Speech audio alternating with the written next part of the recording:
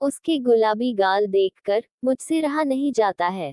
Hello नमस्कार दोस्तों, कैसे हैं आप लोग? आशा करती हूँ अच्छे होंगे। मैं अंजलि, स्वागत है एक और नई कहानी में। इस कहानी में आप मुझे रोहित के रूप में सुन पाएंगे। मैं रोहित उन्नाव के छोटे से गांव का रहने वाला हूँ। मेरे गांव का नाम गुलाब खेड़ा है। मेरी उम्र 18 साल हो चुकी थी। मेरे घर में कुल 5 लोग हैं। मैं, बहन, मम्मी पापा और दादाजी। मैंने इंटर की पढ़ाई करके बीएससी के लिए फॉर्म फिल कर दिया था। मेरी जिंदगी में कोई चीज की कोई कमी नहीं थी। कमी थी तो सिर्फ एक सच्चे प्यार की। मेरे घर के बगल में ही एक खूबसूरत लड़की रहती थी।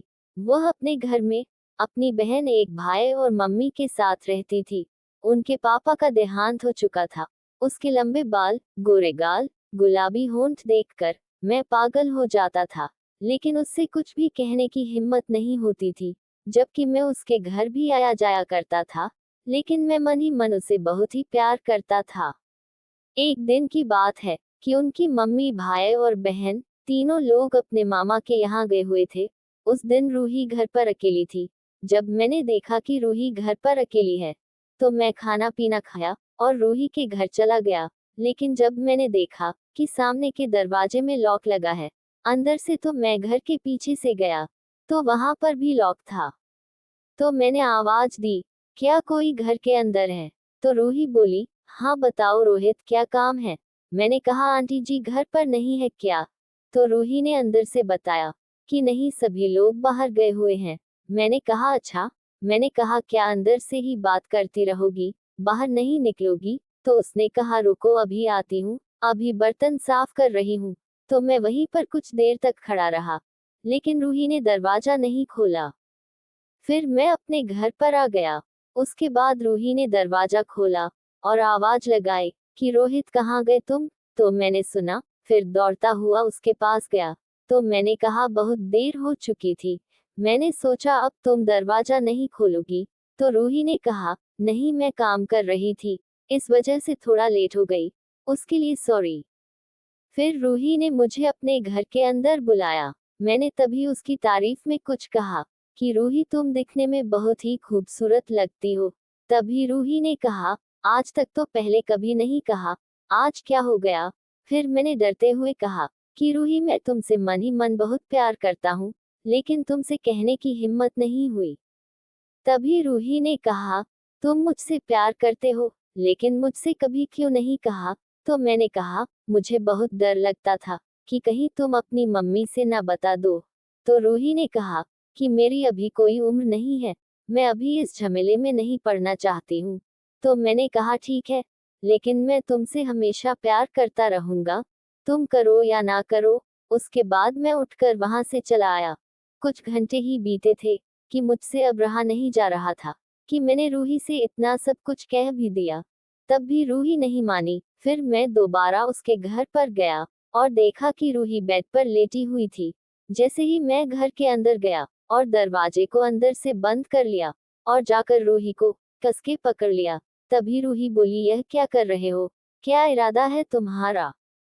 तो मैंने कहा, मैं तुमसे प्यार करता हूँ, मुझे सिर्फ इसका जवाब चाहिए, क्योंकि मैं जब भी तुम्हें देखता हूँ, मैं पागल हो जाता हूँ। मुझे तुम्हारे बिना कुछ भी अच्छा नहीं लगता, ना काम में, ना पढ़ाई में, बस तुम्हारे ख्यालों में डूबा रहता हूँ।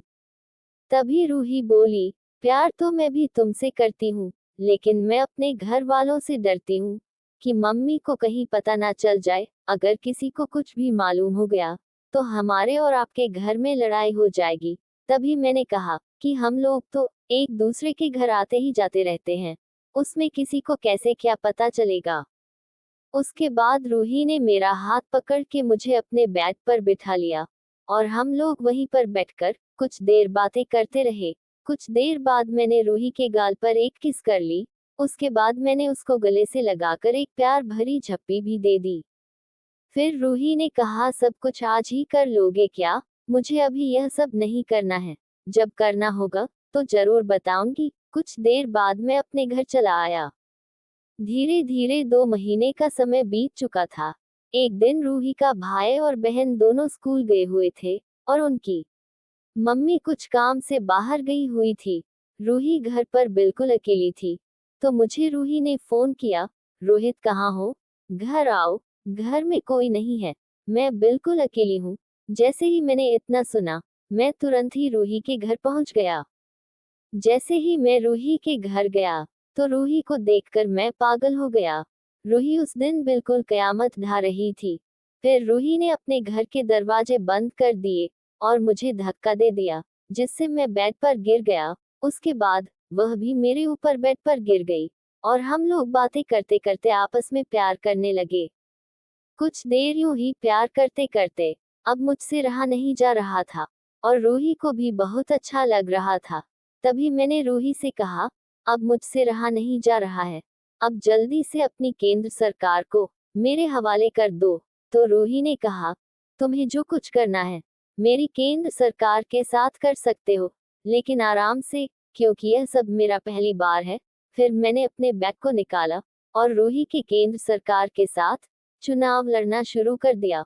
उसके साथ चुनाव लड़कर मुझे बहुत ही मजा आ रहा था, लेकिन रूही को दिक्कत हो रही थी। करीब 10 मिनट बीत चुके थे और मैं आउट हो गया था।